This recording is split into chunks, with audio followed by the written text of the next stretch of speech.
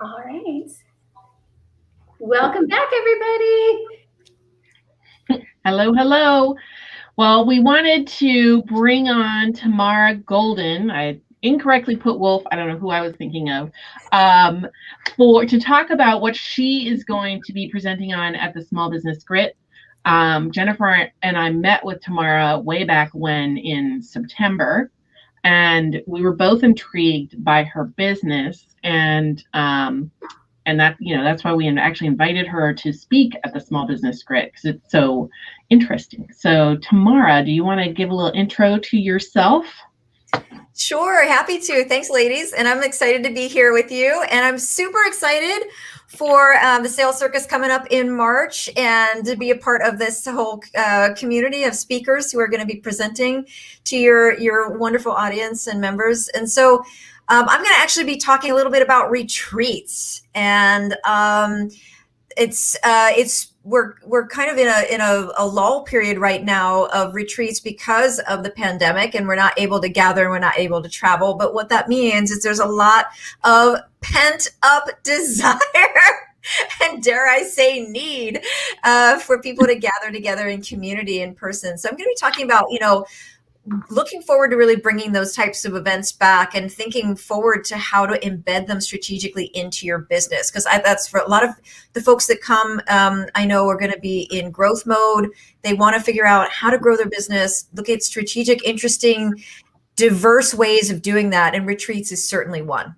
Yes. Well, I know what I thought was the most interesting about you, Tamara, is that you do look at the events very strategically from also a financial perspective. So it's not just something fun to do, but is it really serving you, your business, and your clients?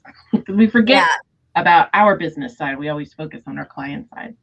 Yeah, exactly. Because a lot of people think about retreats as just a sort of a feel-good gathering, and there's definitely an important aspect to that in how you enrich your client journey and expand your client, really extend your client lifespan, right? Because that brings more money into your business over time. But there's a whole profit side of looking at how to embed retreats into your business. And so the title of the talk I'm actually going to be doing is called The Business of Bonding: How, When, and Why to Leverage Retreats in Growing Your Business. Because there's really a how, when, and a why to do it, and do it well. So, and do it effectively. I love it. I want to know how you got into the retreat business. Oh my gosh. All right. Well, a lot of people may or may not know this, but I actually have 20 years coaching background. So I was a life and career coach for 20 years. And I then segued into the travel sector. And for me, retreats are absolutely the perfect marriage of the access that I have to resources in the travel industry and being a certified seller of travel with my absolute passion around personal development and, spiritual growth, healing, all of those things that a lot of the coaches that are going to be, coming to Sales Circus and looking to grow their business doing, the kinds of things that they're really wanting to lead their clients through and conduct with their clients. So I have firsthand work coaching clients. And so I'm sort of a coach's coach, if you will, because I've got that wonderful background of really understanding how they want to work with their clients and why, and then adding the event planning and travel piece to that. So like I said, it's kind of just the perfect marriage of all of my skill sets and my journey to date. It's absolutely my calling, and it is my mission in life to help support entrepreneurs in their business, and to do it using the powerful platform of retreats. Yeah, both sides of your resume are they're just synergized into this business. It's perfect. You're right. I want to know, do you feel that retreats, there's something special there with that shared experience that as business owners, we're always seeking that trust factor, all of that, but there's something about going someplace and having an experience together that's very bonding. And I feel like it's also maybe catapults you into like those those higher priced offerings and things like that. Do you feel, or is that your experience? Not your experience, Absolutely. Yeah, Jennifer, you hit the nail on the head, because that's why I call it the business of bonding. And, that's and right. some people, yeah, for some people that might look like an oxymoron. Wait, you've got business and then you've got bonding. But it's absolutely, at the heart of the matter, as business people, we all are responsible for creating that know, like, trust factor with our clients. And retreats, what's really magical about retreats is that they allow you to do that more quickly and more deeply than just about any other experience I can possibly think of. Maybe doing a one-on-one VIP session with someone, at your home or offsite might be something equivalent or even deeper. But certainly as a group event, retreats are the creme de la creme. And you can really use them in leveraging as a stepping stone to go to higher priced programs. So they themselves can be a higher priced program, or they can be an upsell into a higher priced package or offering. So it's really, I love to do the thinking of how people are embedding it into their business as much as I love to do the nuts and bolts planning of the retreats. I really love the big picture planning of it, and then getting down into the weeds. So, and you really need to be doing both. A lot of people want to jump right into planning the party. They want to get right into, let's plan the retreat.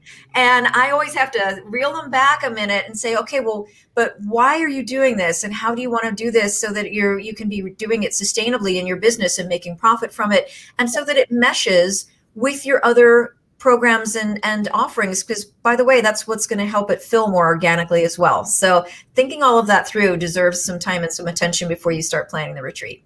I'm so glad we included this in the sales circus programming, because our whole goal was to have our audience be able to choose their own adventure in sales, right? Because sales is kind of can be an icky term, or people aren't real comfortable with it. So I just love the fact that somebody could plan a retreat, and that could be something that really changes their sales outcome for the better. But is it possible, like, if I'm a business owner and I plan one of these retreats, with your help, is it possible that I can actually enjoy the retreat myself? Okay, let me just say, Jennifer, you're only gonna enjoy it if you put some advanced planning into it. Okay. Because part of really planning includes making sure that it flows seamlessly on the ground.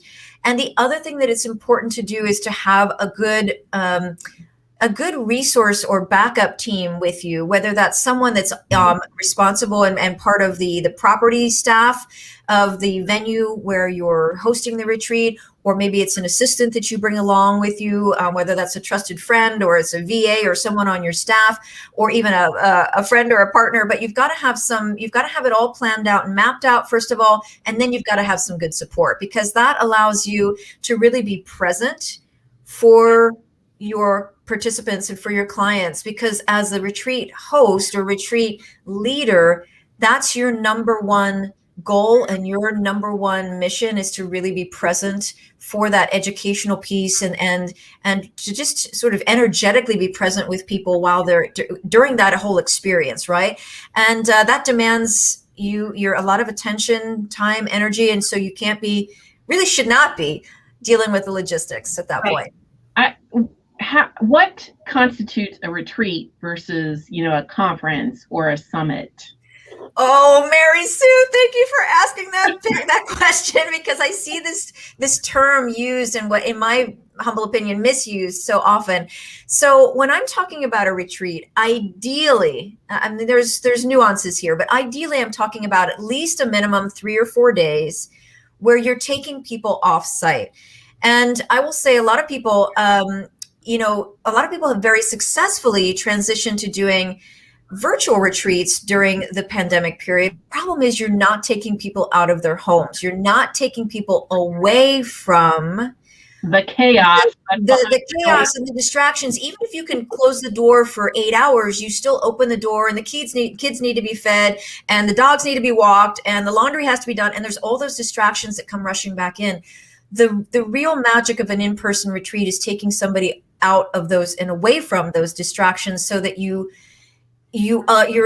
they're giving themselves permission to sort of step into a different heart space, a different mind space, where they are fully present for that learning, growth, healing, whatever it is that you are doing with them. And that is what creates part of that magical experience. It's also being able to interact with the other people who are along for the ride, because oftentimes they're people who are like-minded. They may be traveling a very different path than you, and there's a lot of that bonding that takes place with the participants, which, by the way, helps your upsell, because people want to stay part of that community. People want to be with you, but they also want to be with those other people who they just had this amazing experience with. And we see it time and again that really impacts the upselling, and you don't get that as much in a virtual event. Yes, I would agree. I mean, Jennifer and I were sponsors at a recent summit. Now, she doesn't bill it as a retreat, but I've been to it twice before, and it was in person, and it was, it was a beautiful location.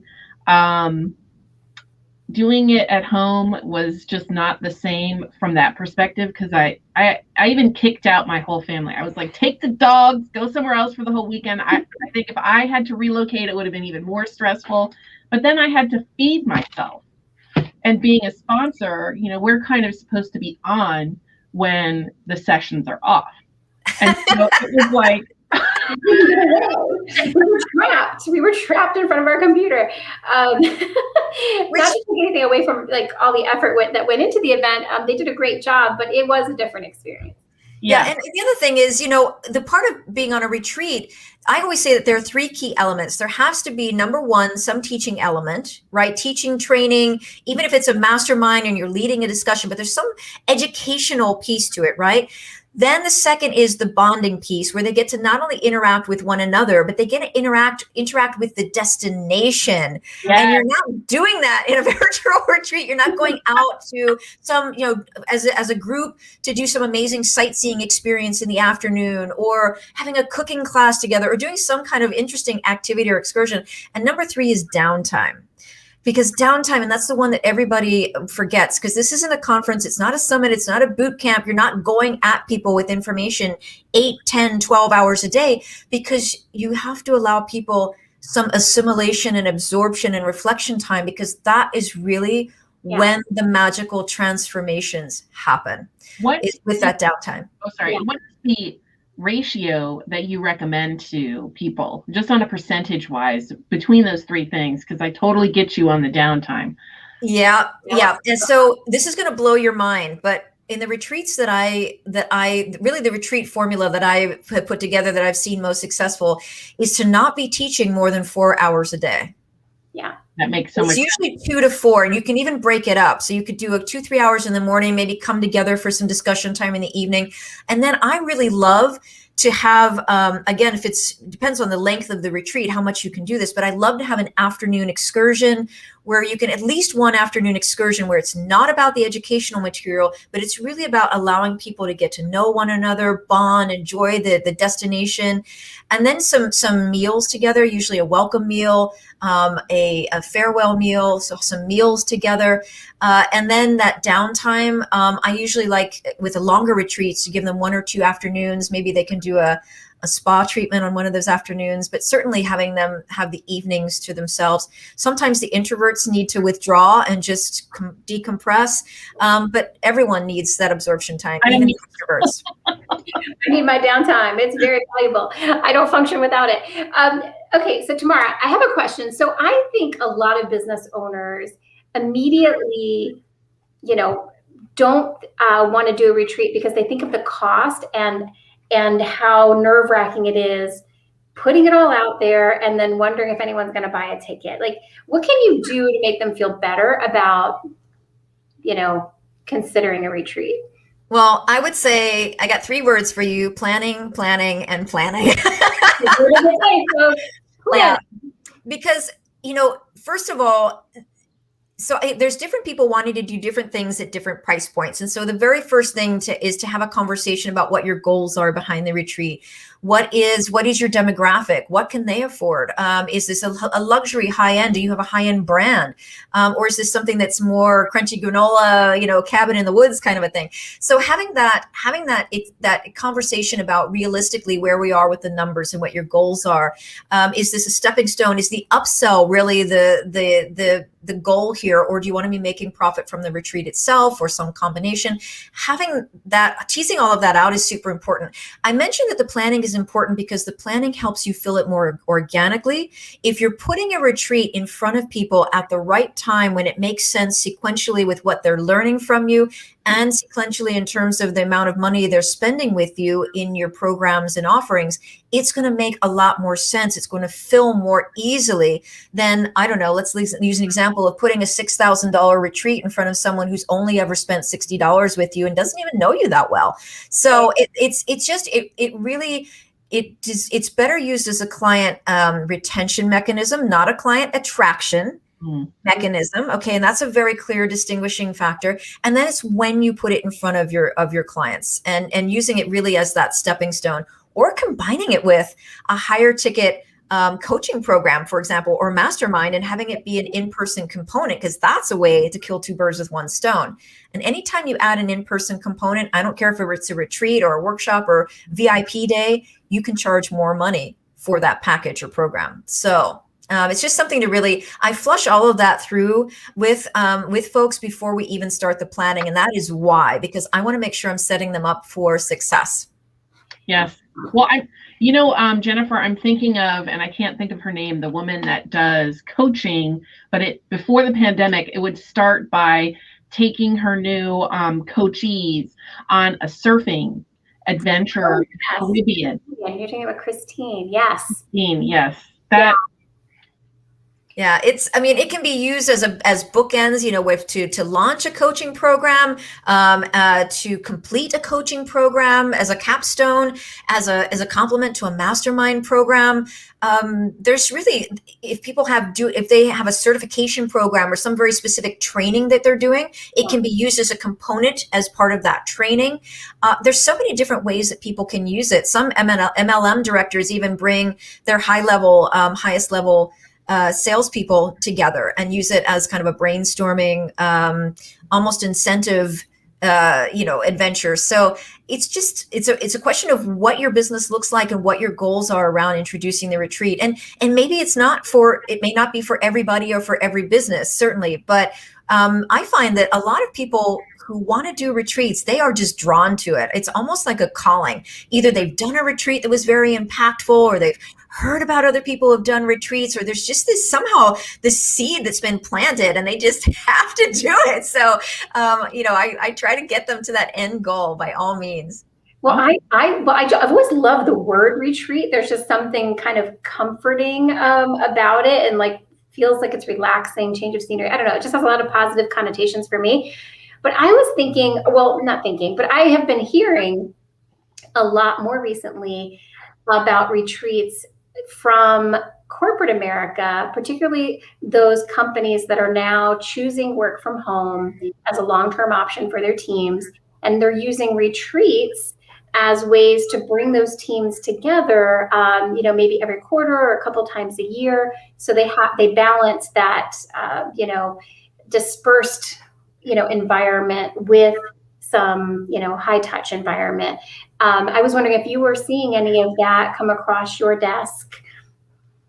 I certainly know of that as a trend. I tend to work more, my niche is more with the solo entrepreneurs than in corporate, but it's the same idea. We go back to kind of that business of bonding idea, right? Where it really is going to foster, in the case of teams in corporate America, if they are working remotely, we all know there's a difference between this medium, which, thank God for it, because it's saved our bacon, or in some cases made people even more in the last several months. but it's nothing like being in the same room with people for the, the casual laughter, the side conversation, the around the cooler, few words of encouragement, whatever it is. And those kinds of interactions that happen very organically when we're in an in-person setting. And you just can't replace, kind of, again, not to go Southern California woo-woo, but that sense of energy that comes with being with people in a room. It's just very different. And so it is important, I think, to get that high touch element with retreats, whether you're doing it in corporate online, with corporate online teams, or in the case, again, if I mentioned online masterminds or online coaching programs where you only have ever seen people in a, like this, in a screen setting. God forbid you should find out that they actually have legs. Shoes. Does anybody else miss seeing shoes? Right. I mean, I miss wearing. I have this whole closet of like beautiful shoe hog. Right. And I just wear fit flops, shoes. Shoes getting dusty. They are. They're getting dusty in the closet. So anyway, but I think that it's really important. I think, particularly coming out of the pandemic, I think that a lot of business people should be very keen to think about retreats as we come out gradually, because obviously there's issues of protocol and safety, and I can address that with people as well. But people they are going to be really desiring, demanding, needing to come together in connection and community. And I think that as a business person, as a leader, as an influencer, which a lot of your coaches and a lot of your people in your tribe are, I think that it's important to have that high touch element, at least with their super VIP programs, because that's really how you make a VIP program, quite honestly, is to add that high touch element. And a lot of it's going to be very, very unique. I mean, think about, it's going to be like the equivalent of getting snail mail now, which is so exciting when you get a card. I mean, who gets a card in the mail anymore? It's going to be that equivalent coming out of the pandemic. That's true. Are you actually starting to schedule those kinds of retreats now that, there's a light at the end of the tunnel with vaccines? Yeah. So with vaccines coming, a lot of my practitioners and my coaches have said, Tamara, I'm not sure about 2021. I have a few people who are scheduling for late 2021. They already had things on the books, and I think it looks like it's going to be able to go through without any problem. But there was a resounding, without exception, everyone is saying that by 2022, you just try and hold me back, because it's 2 years of being pent up with very little social interaction. And I mean, it's not just in our businesses, it's everywhere. We're not going to cultural events. We're not going to sporting events. We're not going to music venues and hearing, and it's, people are experiencing this in all aspects of their lives. So those business people who start to venture into offering it first, I think are going to find a floodgate when we start to turn the corner with this. And I think you probably need to get your reservations in probably pretty soon, because I'm thinking the demand is going to be so high. Like, make your restaurant reservations now, because when everything opens up again, like, there are going to be lines around the block. We're so pent up, right? So I think that's really smart. I didn't want to fail to mention your business, Tamara, Journey Work Retreats. Yes. Find you at journeyworkretreats.com. And it's a beautiful website with lots of information. I think, if I was ever going to do retreat, I hope someday I will, I would definitely need those services. It's too much to do on your own. I mean, absolutely. I know scheduling a virtual thing is hard enough. I can't imagine having food, location, all that logistics. Strategies.